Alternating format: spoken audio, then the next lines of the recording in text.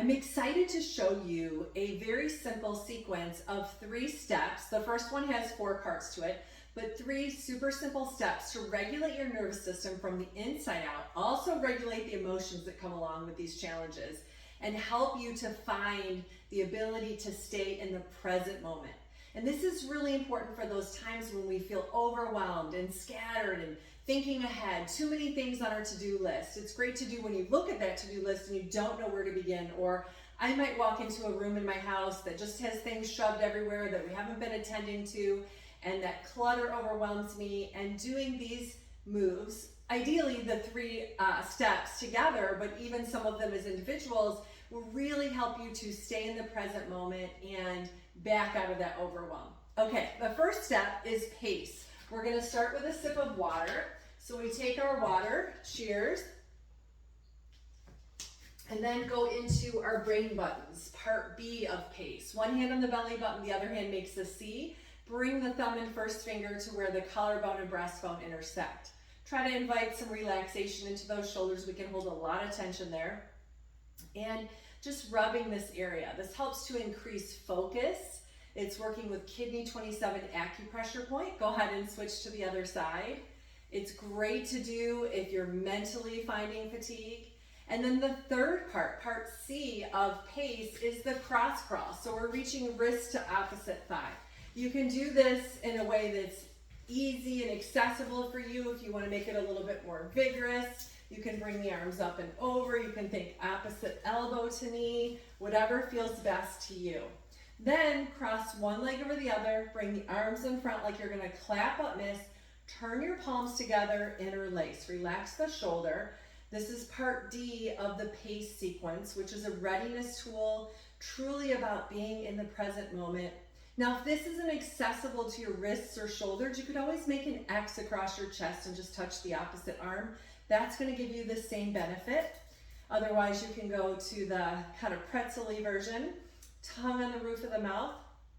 This is very calming and organizing, bringing us back to the midline of our body, which is a very safe space. And then going to phase 2.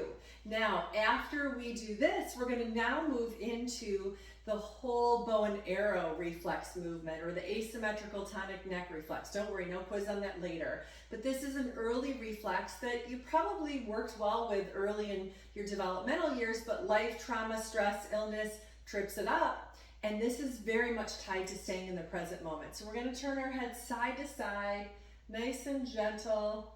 And then stay to one side, shift your weight over onto that leg, take that arm up straight at shoulder level, pop the heel on the other side, bend the elbow on the other side. Look to the long arm. You want to stay here and breathe for at least 6 seconds, maybe longer. If you're really overwhelmed, really stressed, give yourself the gift of staying a little longer. 8 seconds, 15 seconds. Maybe just measure it by your breath. 5, 6 inhales and exhales. Come to the center, switch to the other side. Deep, deep breath. I talked more about this recently in my Brain Body Biome Inspo, which you can find in our Facebook group. And I introduced this specific move. Go ahead and switch to the first side again. I introduced this specific move and give some more detail about why this is so important, and coming to the center and other side. And you can catch the replay there in our Facebook group. And then coming to side A again, if you want, you can lift that leg up if your balance is showing up for you. Not required, of course. Come back to the center and switch to the other side. Now you could do more reps. We're going to do this minimum of 3. You could do 4, 5, 6 reps and really help yourself find that ability to drop into the alpha waves and be in the present moment. Now we're going to finish, I promised you 3 steps, pace, those A, B, C, D steps of pace, ending in the hookup. And then we just did the bow and arrow movement. The third part, one hand on the belly button, fingers point down, 2 fingers on the chin. This is another brain gym movement called earth buttons. Very grounding, very calming, very organizing. Go ahead and switch to the other side. And here we are back in that midline again. Feel that connection to your midline. That's really important. And you can stay here and breathe, and sometimes you'll find that you want to stay there a little bit longer. Again, stay and listen to your body. Let it lead you to how much time you need in each position. and then relax. That's it. Those four first steps, and then the bow and arrow, and then these are called earth buttons.